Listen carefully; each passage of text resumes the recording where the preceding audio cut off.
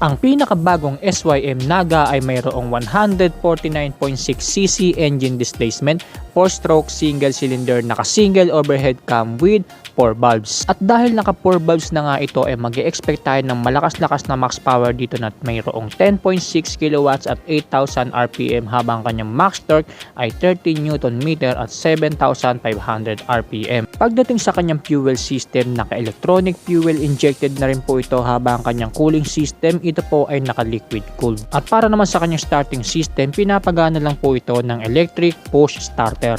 Pagdating sa kanyang driving system, of course, naka-continuous variable transmission or CVT. For the suspension, sa harapan ito po ay naka-telescopic fork, habang sa likuran naman ito po ay naka-single unit swing. Na kung titignan ay unique din dahil sa gilid ito nakapwesto. And as for the braking system ay parehas na pong equipped ng hydraulic disc ang preno nito harap at likuran, na hindi rin tayo bibitinin pagdating sa braking power nito. At meron na nga rin itong mga pangmalakasang braking features tulad ng dual channel ABS at traction control system na talaga mapapakinabangan natin sa madudulas na kalsada na meron dito sa Pilipinas. At para naman sa kanyang dimensions, meron itong overall length na 1,995mm, overall width na 760mm at overall height na 1,125mm.